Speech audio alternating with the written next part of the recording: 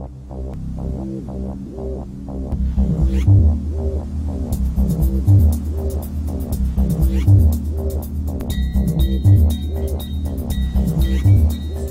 I'm Gail Dines and I'm author of the new book Pornland, How Porn Has Hijacked Our Sexuality. And people want to know why I wrote this book now. And the answer to that is that I want people to become aware of just how brutal and cruel pornography has become. Now, when I talk about pornography, I mean mostly the mainstream pornography you see on the internet when you type porn into Google. Many people think when I'm talking about pornography that I'm actually talking about a picture of a woman with no clothes on, smiling, standing in a cornfield. Those days are long gone. What you see today is much more body-punishing sex, where the woman is being penetrated anally, vaginally, orally by 3 men at the same time, as they call her vile names such as whore, slut, bitch, and even worse. What pornography today is based on is the actual dehumanization of women. The more you dehumanize her, the more sizzle the sex has, the more hot it becomes. Let me give an example. One of the major sex acts today in pornography is called ATM, ass to mouth. And this is where they put the penis into the woman's anus and then immediately into her mouth without washing, or into the mouth of another woman. Now, what kind of sexual arousal is there involved in this outside of the debasement of the woman? People ask me, how did pornography become so cruel? How did it get to the place it's at now? And the answer is that the internet changed the pornographic experience.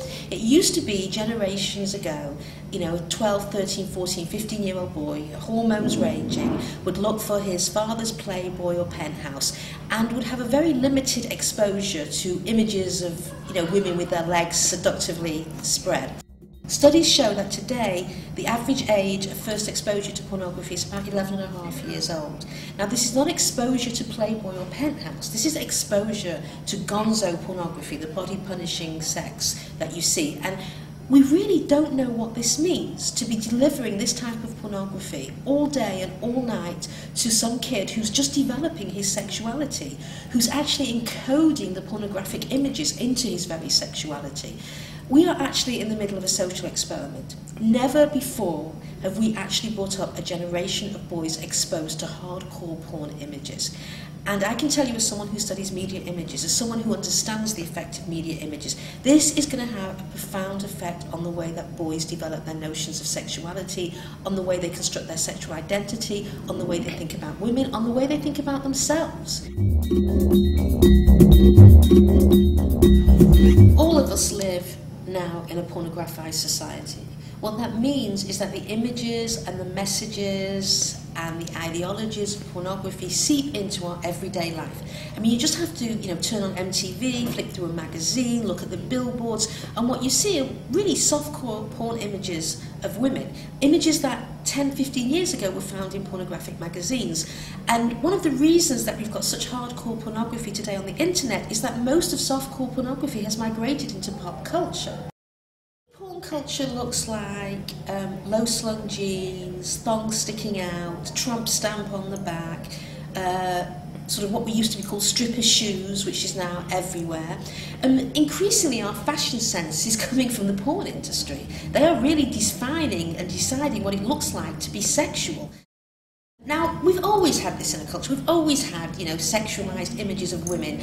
What's different today is the degree to which that image has crowded out alternative images, and the way in which girls are expected to carry the marker of hypersexualization wherever they go. You go to school, you go out with friends, you go to the library to study. You're meant to look a certain way. Basically, what you have to do if you want to be visible is conform to this very, very limited, narrow standard of what it means to be female. That's what the image that bombards young women today. You cannot walk away from such images, especially such powerful images, unchanged. On some level, they impact on the way that you see the world. The impact on the way you think about yourself, the impact on the way you think about sexuality, on the way you develop your sexual identity, on the way you think about women, on the way you think about relationships.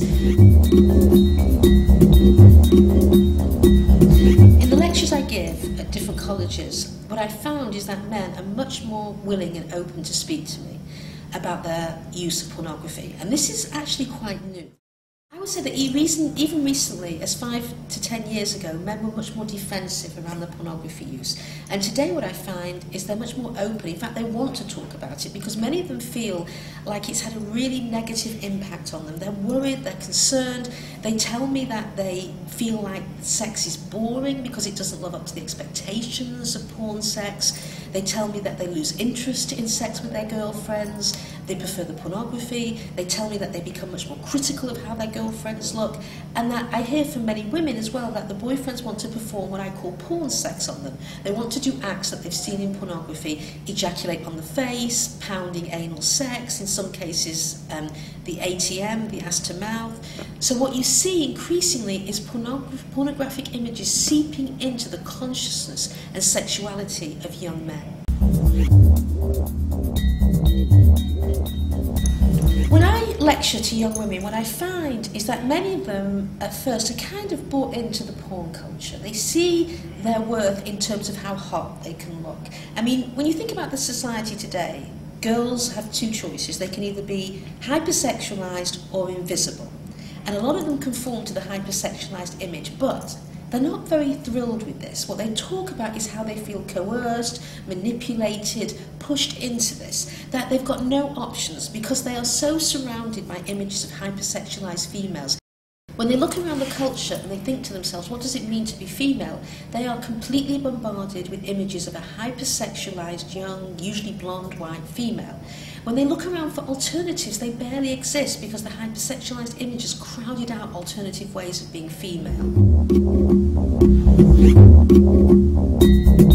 You know, people often say if you're against pornography, you're against sex, which to me is like telling me that if I was criticising McDonald's for their labour practices and for their quality of food, somebody would accuse me of being anti-eating or anti-food. No, what I would be doing would be criticising an industrial product. That's exactly what I'm doing with pornography. I'm not criticising sex, I'm criticising and critiquing the industrialisation and commodification of a human desire. Porn is a multi-billion-dollar-a-year business. It runs like other major businesses. It is out to maximise profits. The pornographers will do whatever they can do in order to maximise their profits. And I think we need to start thinking about the role that the business plays. We need to start thinking about pornography as having a well-oiled PR machine. We need to think about the ways in which they product place. We need to think about all the research they do on their consumers. I, for example, have an article from Adult Video News, which is the trade paper of the pornography industry, talking about the fact that 1 in 5 men who surf the internet is a porn addict. And this is an article on how the pornographers can create software to keep the addict more addicted. This is the degree to which they do research on their consumers, and don't be surprised. Why? Because it's an industry, and every industry has to do research on their consumers in order to stay in business. What pornography wants to do is basically maximise products. And what they have to do, which is the problem, is they have to keep an increasingly bored and desensitised male population interested. Because just think about this, if your average age of viewing pornography is about 11.5 years old, what are you going to want when you're 20? What are you going to want when you're 30 and 40? And what I found in interviews with men is that the more pornography they watch and the earlier they consume it, the more desensitised and the more bored they become. So what they need are greater and greater levels of cruelty, of brutality, new and bizarre sex acts where you're using things like speculums as torture techniques, where you're basically ejaculating, many men at one time ejaculating on the face of women. Now there's a whole new subset of that where they actually ejaculate into a cup and get the woman to drink it. I mean, these are just greater and greater levels of cruelty and debasement of women.